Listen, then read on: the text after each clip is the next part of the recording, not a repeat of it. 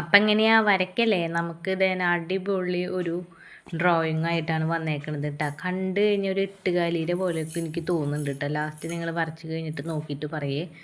ഇതിൽ നമ്മൾ ഇത് വരയ്ക്കുമ്പോൾ വളരെ ശ്രദ്ധിക്കണം. കറക്റ്റായിട്ട് അളവൊക്കെ നോക്കിയിട്ട് വരയ്ക്കണം കേട്ടോ. അല്ലെങ്കിൽ എന്തായാലും തെറ്റാൻ ചാൻസ് ഉണ്ട്. ഇടയിലുള്ള കള്ളികൾ കുഞ്ഞു കള്ളികൾ ഇപ്പം ഞാൻ വരച്ചുകൊണ്ടിരിക്കുന്നത് 9 വേണം. അങ്ങനെയാണെങ്കിലാണ് നമുക്ക് കറക്റ്റായിട്ട് വരുള്ളൂ. ഞാൻ ഫസ്റ്റ് വരച്ചപ്പോൾ 8 വരച്ച്. എന്നിട്ട് പിന്നെ ഞാനൊരു അഡ്ജസ്റ്റ് ചെയ്ത് തുടക്കത്തിൽ ഞാൻ 8 വരച്ചു. പിന്നെ ഇതിങ്ങനെ കളർ ചെയ്ത് തുടങ്ങിയപ്പോഴാണ് മനസ്സിലായത് 9 വേണമെന്ന്. അപ്പോൾ പിന്നെ ഞാനത് കറക്റ്റായിട്ട് കുറച്ചും കൂടെ അത് അഡ്ജസ്റ്റ് ചെയ്തിട്ടൊക്കെയാണ് ഇങ്ങനെ ആക്കിയെടുത്തത്. പിന്നെ ലാസ്റ്റൊക്കെ ആക്കിയപ്പോൾ കറക്റ്റായിട്ട് വന്നു കേട്ടോ. അപ്പോൾ എല്ലാവരും കറക്റ്റായിട്ട് ശ്രദ്ധിച്ച് വരയ്ക്കണേ. അപ്പോൾ എല്ലാവരും ലൈക്ക് ചെയ്യുക, സബ്സ്ക്രൈബ് ചെയ്യുക കേട്ടോ. അപ്പോൾ ഓക്കെ.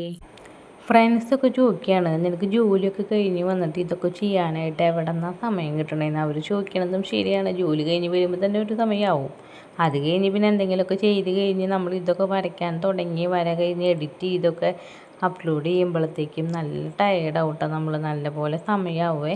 ഞാനിപ്പോൾ ഈ വീഡിയോ തന്നെ എഡിറ്റ് ചെയ്തുകൊണ്ടിരിക്കുന്നത് രാത്രി 3 മണി സമയത്താണ് കേട്ടോ. പക്ഷേ നമ്മൾ ഇതൊക്കെ ചെയ്യുമ്പോൾ നമുക്കൊരു പ്രതീക്ഷയുണ്ട് അല്ലേ.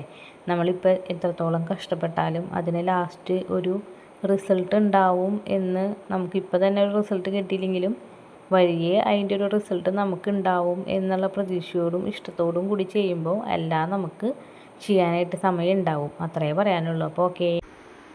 കാണുമ്പോൾ ഭയങ്കര സിമ്പിളായിട്ട് തോന്നിയെന്ന് വെച്ചാലും വരച്ച് വന്നപ്പോൾ അത്ര സിമ്പിളൊന്നുമല്ല എന്ന് തോന്നിയ ഒരു ആർട്ടാണിത്. എന്താണെന്ന് വെച്ച് കഴിഞ്ഞാൽ ഞാൻ വിചാരിച്ചത് ഇതിങ്ങനെ ജസ്റ്റ് വരച്ച് കൊടുക്കല്ലേ വേണ്ടൂ, അങ്ങനെയാണ് ഞാൻ വിചാരിച്ചത്. പക്ഷേ ഇതിൻ്റെ ഉള്ളിൽ ആ പെന്ന് വെച്ചിട്ട് നമ്മളിത് മുഴുവൻ ഫില്ല് ചെയ്യുക എന്നുള്ളത് ഭയങ്കര ടാസ്ക്കായിരുന്നു കേട്ടോ.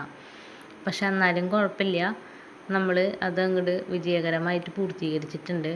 അപ്പോൾ നിങ്ങളെല്ലാവരും ട്രൈ ചെയ്യുക. ബിഗിനേഴ്സിനൊക്കെ സ്റ്റാർട്ടിങ്ങിൽ ചെയ്യാൻ പറ്റിയതൊക്കെ ചോദിക്കുന്നുണ്ട് ഓരോരുത്തർ. അപ്പോൾ അങ്ങനെ ബിഗിനേഴ്സിനൊക്കെ ചെയ്യാൻ പറ്റിയ ഒരു ഐറ്റമാണ് കേട്ടോ. അപ്പോൾ ഓക്കെ, ബൈ, താങ്ക് യു. ഈ ഡ്രോയിങ് ഒന്ന് വരച്ച് നോക്കിയേ. വളരെ സിമ്പിളാണ്. നമുക്ക് മൈൻഡ് റിലാക്സ് ആവാനും ടെൻഷനൊക്കെ പോവാനും നമുക്ക് ഭയങ്കരമായിട്ട് സഹായിക്കുന്ന ഒരെണ്ണമാണ് കേട്ടോ. ഭയങ്കര സിമ്പിളാണ്. ഇതിൽ കാണിക്കുന്നത് പോലെ അങ്ങോട്ട് വരയ്ക്കുക.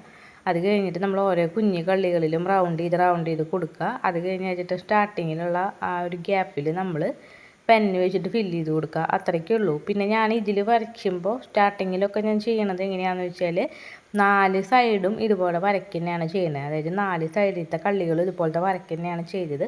പിന്നെ ലാസ്റ്റ് എനിക്ക് തോന്നി അങ്ങനെ വേണ്ട, 4 സൈഡും ഫുള്ള് പെന്ന് വെച്ചിട്ട് തന്നെ ഫില്ല് ചെയ്യാമെന്ന് വിചാരിച്ചു. അതാണ് കേട്ടോ. ഇതിൽ ഞാൻ ആദ്യം വരയ്ക്കുമ്പോൾ 4 സൈഡും ഇങ്ങനെ ഇതുപോലെ വരയ്ക്കുന്നതാണ്, ഇപ്പം ഞാൻ വരച്ചുകൊണ്ടിരിക്കുന്ന പോലെ വരയ്ക്കുന്നതാണ് ചെയ്തേക്കുന്നത് കണ്ടോ. പക്ഷെ ഞാൻ ലാസ്റ്റ് അതിന് മാറ്റം വരുത്തിയിട്ടുണ്ട് കേട്ടോ. വളരെ സിമ്പിളായിട്ട് നമുക്ക് വരയ്ക്കാൻ പറ്റും. അപ്പോൾ എല്ലാവരും ട്രൈ ചെയ്ത് നോക്കുക. ഇഷ്ടപ്പെടുകയാണെങ്കിൽ സബ്സ്ക്രൈബ് ചെയ്യുക, അതുപോലെ തന്നെ കമൻറ്റ് ചെയ്യുക, ലൈക്ക് ചെയ്യുക കേട്ടോ. ഓക്കെ.